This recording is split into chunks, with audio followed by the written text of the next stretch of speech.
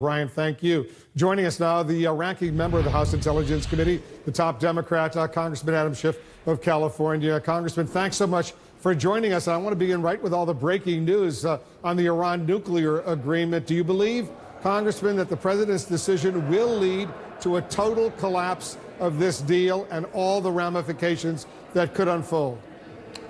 Well, it's too early to say whether this will lead to a complete collapse of the deal. Europe still wants to make the deal work. The question is, what does Iran want at this point? But look, this was a terrible mistake by the president, which seems to be motivated by a desire, a compulsion to eradicate the legacy of his predecessor and not what's in the best national security interests of the United States.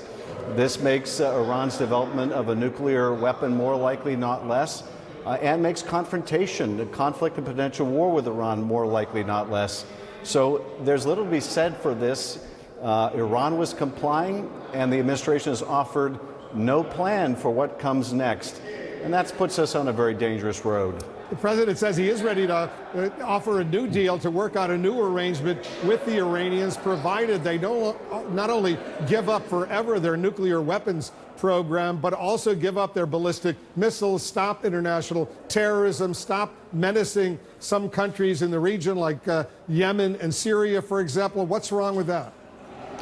Well, what's wrong with that is, what incentive does Iran have to come to the table and try to get a better agreement when it was complying with the agreement it reached with the United States and with the other nations? It's the United States that now is no longer complying with the agreement. That's hardly an incentive to enter a new deal. What you usually do, what I think an ordinary administration would do, is try to build on the agreement you've already reached. So we reached an agreement on the nuclear issue. We then seek to build on that and reach an agreement on the missile issue. And each of these are steps that build confidence that you can actually get to a durable result. But now the United States has said its word won't be kept. And even if a new deal could be struck, other nations have to know, whether it's Iran or North Korea, that that deal may only last the length of the administration or as long as that party is in power. It has not been the tradition of the United States. What we gave as our word is something that we upheld. And I think we have just reduced our standing in the world with potentially long-lasting consequences. What the administration will argue, I'm sure the president will argue, is that the new sanctions that the U.S. will reimpose against Iran right now will be very tough. He's also warning friendly countries, other countries around the world, if they get involved and deal with Iran's nuclear program, they will be sanctioned as well. Do you think that kind of pressure on the Iranians could convince them to come back to the negotiating table? No, I think what it will do is it will end up isolating the United States. So are we really going to sanction our closest allies, Britain and France and Germany, which have said they're going to continue to comply with the agreement, which means they're not going to reimpose their own sanctions? And if we start sanctioning our European allies because they're not willing to walk away from a deal which Iran is complying with, then we are going to be the isolated party, not Iran. What will happen if we do somehow manage to destroy the Iranian economy and deprive Iran of any benefit of a nuclear agreement is Iran will simply go back to enriching, and probably with far greater speed than it was already.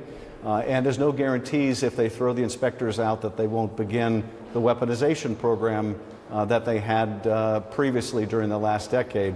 So this is a no-win situation for the United States. And the reality is the administration has no roadmap. All they knew they wanted to do, all the president knew that he wanted to do, was erase the legacy of his predecessor. But it doesn't appear they've given much thought to what comes next. Amidst all of this, as you know, Congressman, tensions could escalate dramatically in the region. Our Pentagon correspondent Barbara Starr is reporting that U.S. officials are deeply concerned right now. Iran could be on the brink of launching an attack against Israel. Have you seen intelligence corroborating those kinds of concerns? I haven't seen anything that indicates imminent attack on Israel by Iran. But I think what we may see, what may even be more likely than something as overt as that, is that the Iranian-backed militias in Iraq start targeting U.S. troops, that Iranian suppliers provide new and more lethal munitions to those that we're fighting with in Afghanistan, to the Taliban. And so this may put our troops at greater risk. I think that's a more likely course for Iran to essentially lash out than something like provoking an overt confrontation with Israel.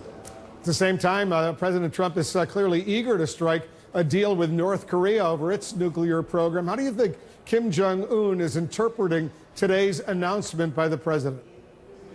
Well, I would say in a couple ways. First, that he cannot count on Donald Trump to keep America's word, so he has to enter into any potential agreement with the history of Donald Trump reneging on the Iran deal.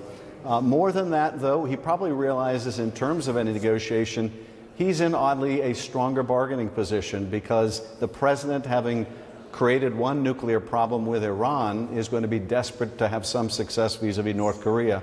So I think in a way this also strengthens Kim Jong-un's hand.